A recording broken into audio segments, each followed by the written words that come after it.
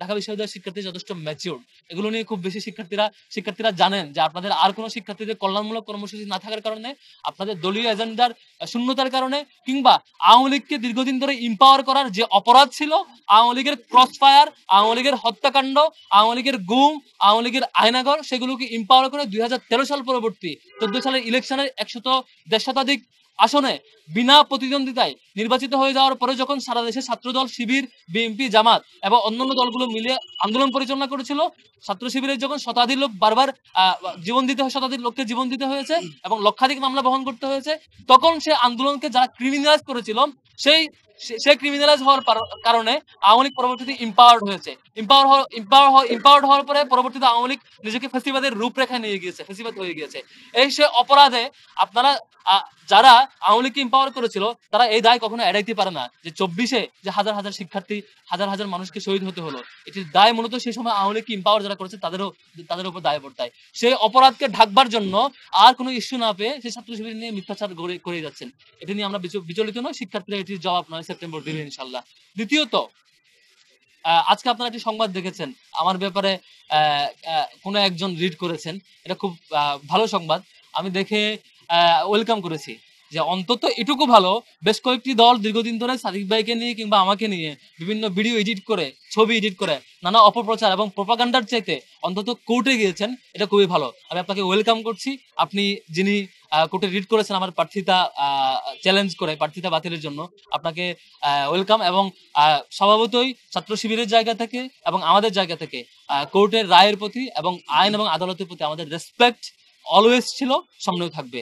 সেটি কোর্টের যেহেতু বিবেচনাধীন বিষয়, কোর্ট থেকে রায় আসুক সেটি অপেক্ষায় থাকবে এবং সেটির প্রতি আমার রেসপেক্ট এবং সম্মান এবং সেটিকে ওয়েলকাম করার জায়গাটুকু আমরা মানসিকভাবে প্রস্তুত এবং অলওয়েজ প্রস্তুত ছিলাম। আর এই ধরনের রিট এবং এই ধরনের যে আয়োজনগুলো করেছে, এটা সবচেয়ে ভালো হতো আরো আগে করতে আর কি, 7 দিন আগে করে, ইলেকশনের আগ মুহূর্তে করে। কেন যেন আমি জানি না কেন করেছে, আরো আগেও করতে পারতেন। এবং আইনি প্রক্রিয়া যাওয়াটা আমরা ইতিবাচকভাবে দেখছি। তো আমরা যে কাজ করেছি, আমরা শিক্ষার্থীদের কাছে যাচ্ছি। গত 1 বছর ধরে শিক্ষার্থী বান্ধব, ছাত্র বান্ধব সকল কাজের সাথে আমরা জড়িত ছিলাম। এই কাজগুলো দেখে অনেকে ঈর্ষান্বিত হয়ে তারা আমাদেরকে মোকাবেলা করতে না পেরে এখন আমাদের চরিত্র হননে নেমেছে।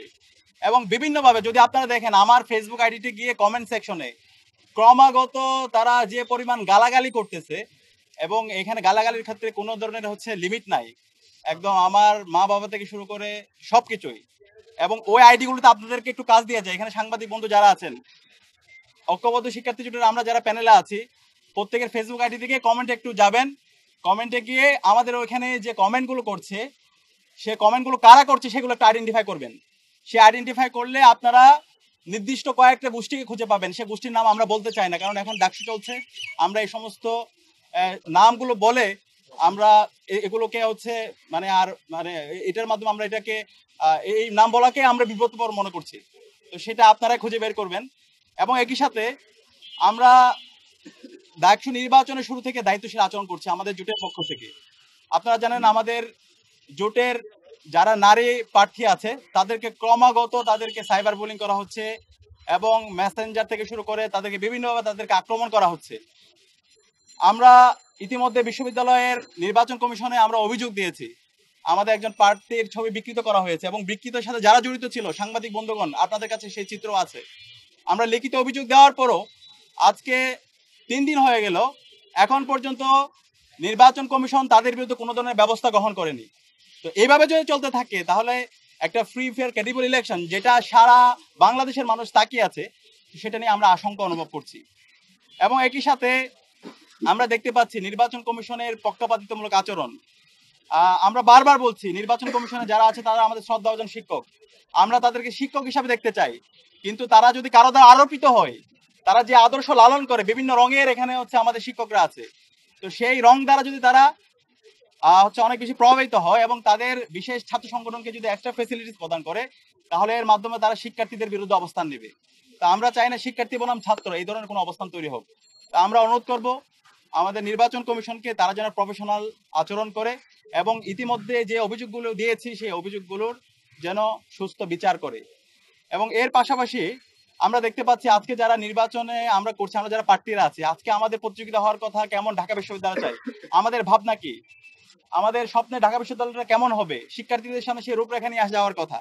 কিন্তু আমরা দেখতে পাচ্ছি এই প্রার্থীরা একটা বড় একটা অংশ প্রার্থীদের, যারা তাদের কোনো ভাবনা নাই, শিক্ষার্থীদেরকে নিয়ে তো কোনো ভাবনা নাই। তারা সেই হচ্ছে দিল্লির যে বয়ান, ফেসিবাদী যে বয়ান, কালচারাল ফেসিসদের যে বয়ান, বাকশালী যে বয়ান, সে বয়ান বারবার ক্যাসেট বাজাইতেছে। তো এই বয়ান যারা বাজাইতেছেন, আমি আপনাদেরকে বলতে চাই, শিক্ষার্থীরা আপনাদেরকে 9 তারিখ আপনাদেরকে লাল কার্ড দেখাবে। এবং আমরা গত 1 বছর জুড়ে এবং জুলাই আন্দোলনে আমাদের প্যানেলে যারা আছে, আমাদের যে ভূমিকা এবং শিক্ষার্থী বান্ধব ছাত্র বান্ধব যে অ্যাক্টিভিটি, এবং আমাদের প্যানেলের যারা আছে তাদের যে নেতৃত্বের যোগ্যতা, তাদের যে সততা, তাদের যে দক্ষতা, এই সব কিছুতেই শিক্ষার্থীরা আমাদের উপর আস্থা রাখতে চায়। এবং আমরা বিশ্বাস করি আগামী 9 তারিখ আমরা ব্যালট বিপ্লব দেখবো ইনশাল্লাহ, এবং ঐক্যবদ্ধ শিক্ষার্থী জোটের আমরা যারা আছি সবার ভূমিদল বিজয় হবে।